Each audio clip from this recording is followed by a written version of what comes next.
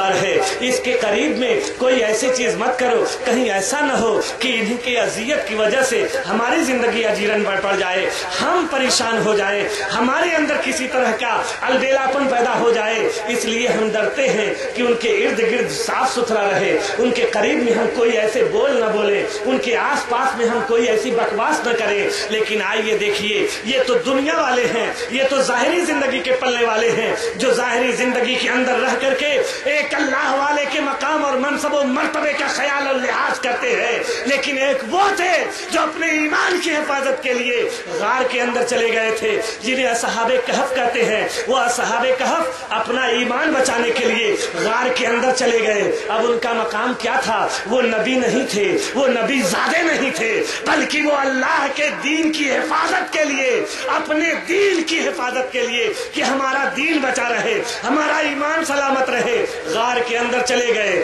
اللہ تبارک و تعالیٰ ان کی عظمت کو قرآن کے سورہ کہف میں بیان فرماتا ہے اور اس طرح سے چاند و سورج کو حکم دیتا ہے وَإِذَا طَلَعَتْ تَزَاوَرُ عَنْ كَهْفِهِمْ ذَاتَ الْيَمِينِ وَإِذَا غَرَبَتْ تَخْرِجُهُمْ ذَاتَ الشِّمَالِ وَهُمْ فِي فَجْوَةٍ مِّنْهُ. جب یہ طلوع ہوتا ہے تو ان کی داہنی جانب سے ہو کر کے نکل جاتا ہے, اور جب غروب ہونے لگتا ہے تو بائیں جانب سے کترا کر کے چھٹ جایا کرتا ہے.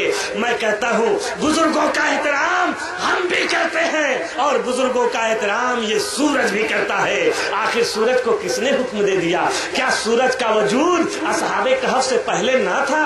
یقیناً ان کا وجود, یقیناً چاند اور سورج کا وجود اصحاب کہف کی زندگی سے پہلے تھا. تو آخر یہ اصحاب کہف کی زندگی سے پہلے چاند اور سورج اس طرح سے کیوں نہیں کتراتا تھا, اس طرح سے کیوں نہیں ایک کھیلیا کھیلتا ہوا گزر جاتا تھا؟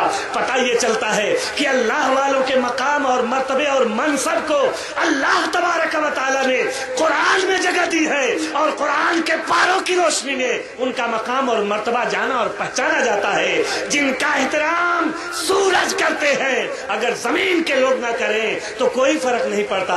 ان کا احترام تو وہ سورج کرتا ہے جو اللہ کے حکم سے ڈوبتا ہے اور اللہ کے حکم سے نکلتا ہے. ایسے سورج بھی اللہ والوں کا احترام کرتے ہیں. حدیث پاک ہے, بلکہ حدیث قدسی ہے, ارشاد ہوتا ہے اولیائی تحت قبائی لا یعلمہم غیری. میرے اولیاء میری قبائے قدرت کے تحت ہوتے ہیں جنہیں میرے سوا کوئی نہیں جانتا ہے. بزرگوں کا کیا مقام ہے, بزرگوں کا کیا معیار ہے, بزرگوں کی کس منزل کی کون سی کیفیت ان کے اوپر طاری ہے, اسے ہم اپنے انداز میں یوں سمجھیں کہ اگر کوئی مراقب ہوا یا اس کی آنکھیں لگ گئیں, ہم نے سمجھا شاید ان کے اوپر غنودگی طاری ہو گئی ہے, نیند کا غلبہ ہوگا, دن بھر کے جاگے تھکے ہارے ہوں گے, اس لیے ایسی کیفیت ان کے اوپر طاری ہو گئی ہوگی. لیکن بزرگوں کا عجیب ہی معاملہ ہے.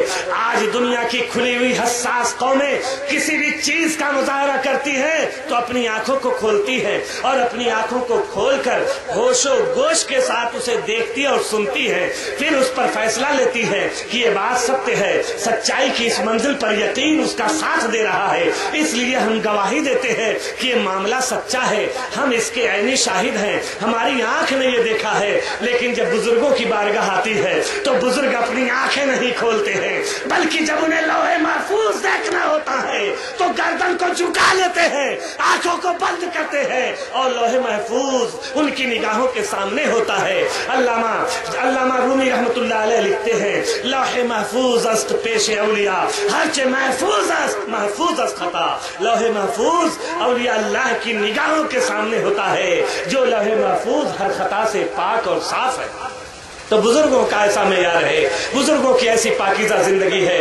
بزرگوں کے کس معیار کو کس انداز سے جانا جائے. لوگ کہتے ہیں دعا کرنا ہے تو مسجد میں جاؤ, مسجد میں دعا کرو, اللہ سے مانگو, دوسری جگہ کیا مانگتے ہو. مانگنا ہے تو مسجد میں جاؤ, مانگنا ہے تو خانہ کعبہ کی طرف رک کر کے نماز پڑھو اور اسی طرف رک کر کے دعا کرو. اس طرح سے دعا کی جاتی ہے. لیکن آئیے ہم دیکھتے ہیں کیا قرآن کریم کے کسی پارے میں کوئی ایسی بھی جگہ ہے जहाँ बुजुर्गों की बारगाह से फैज हासिल करने का कोई ऐसा तरीका हमें मिलता हुआ नजर आए जिससे हम ये जान जाएं कि हमें मस्जिदों में दुआ तो मांगना है, और भी जगहें दुआ मांगने की जो मुस्तजाब हो सकती हैं, जहाँ पे दुआएं कबूल हो सकती है, क्या और भी ऐसी जगहें हैं? तो हमें पता चलता है हजरत मरियम रज़ी अल्लाह ताला अन्हा है जहाँ इबादत करती है, अल्लाह तबारक व ताला बिन मौसम के वहाँ फल पैदा फरमाता है, बिन मौसम के वहाँ फल दे देता है।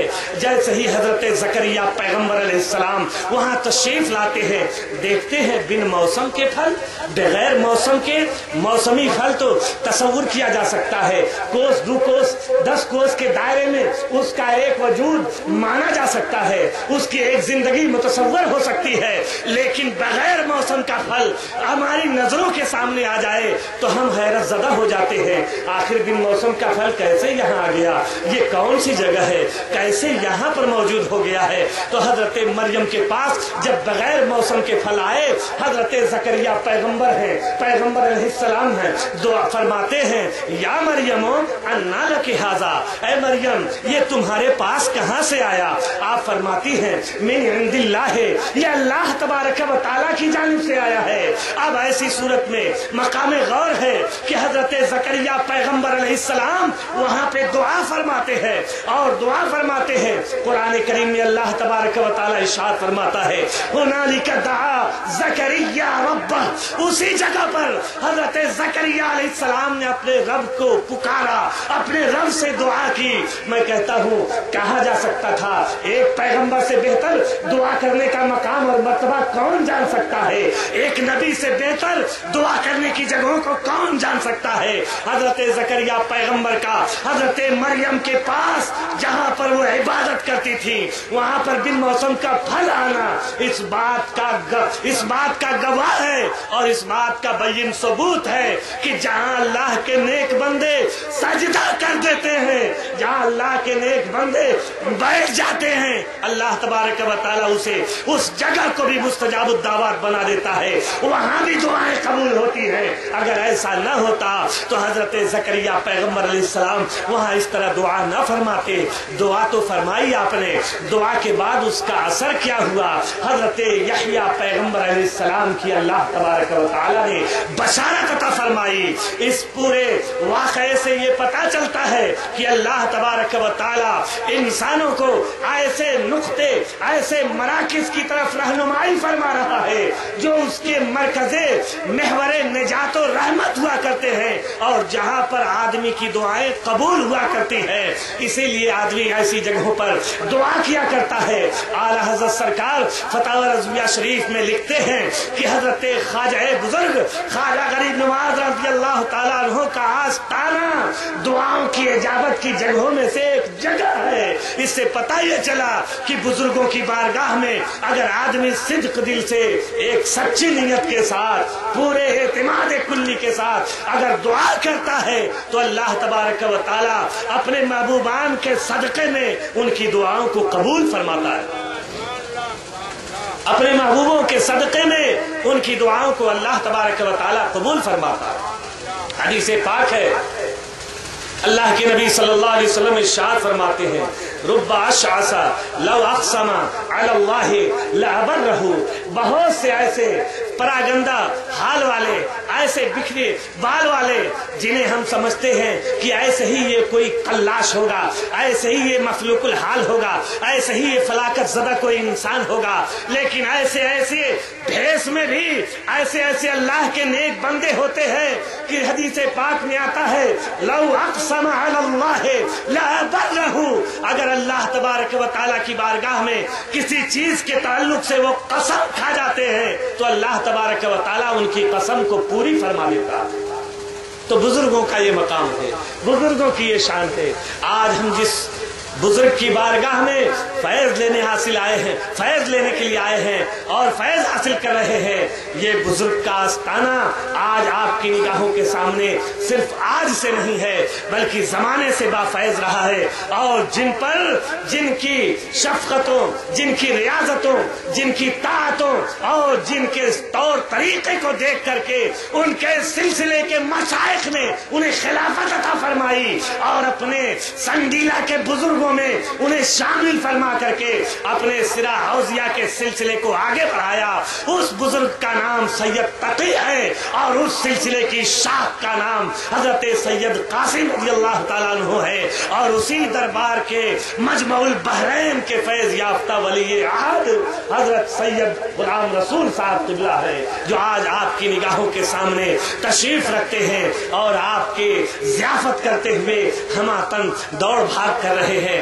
आज किसी को पीरी के अंदर अगर कोई देखे कि कोई अपने जिंदगी में अपने साथ के आए हुए मेहमानों के लिए क्या ज़ियाफत का इंतजाम, फला साहब कहाँ है, फला जगह के आने वाले लोगों के ठहरने रुकने का क्या इंतजाम है, 500-600 खाना खाने का अगर हमारे यहाँ शादी ब्याह का मामला होता है हम लोगों का दिमाग खराब हो जाता है। इतने में एक न दो से चार हमारे रिश्तेदार टेंशन में आ जाते हैं, क्या यार हमारी तो कोई औकात ही नहीं है, हमें तो कोई समझता ही नहीं है, सबको बुला लिया, हमें देख रेख करने वाला नहीं है। लेकिन आइए इस फैज के दरबार में, उस बाफैज के बारगाह में जिनका नाम भी कासिम है और जो अबुल महमूद भी है, जो अपने मुरीदों को भी नवाजते हैं और अपने मुरीदों को बांटते भी हैं, खिलाते भी हैं और फैजान के दरिया में उसे नहलाते भी हैं। इसलिए ये भीड़, ये मजमा, ये तशनगाने उलूम मार्फत के शहदाई दिन ब दिन ये बढ़ते ही जा रहे हैं। रफ्ता रफ्ता आज से 4 साल 5 साल पहले, बल्कि 6-7 साल पहले कह लीजिए, जब कभी हम लोग आते तो ऐसा महसूस होता था कि एक छोटा सा आस्ताना है और बहुत मुख्तसर सी जगह है, लेकिन तारीख के दरियों से झांकता हुआ एक बुजुर्ग का तस्वुर हमारे रोंगटों को खड़ा कर देता था कि इसके एक छोटा सा आस्ताने का तस्वुर न किया जाए, बल्कि ये उस तकी का आस्ताना है जिसने अपनी उंगलियों के इशारों से मस्त हाथियों के सूंड में गिराए हैं और जिसने अपनी उंगलियों के इशारों से मुरीदों की हाजत रवाई भी फरमाई। तो बुजुर्गों का वो आस्ताना है। आज धीरे धीरे देखिए कोई ऐसी जगह नहीं मालूम होती जो खाली हमें नजर आए। मदरसा हो,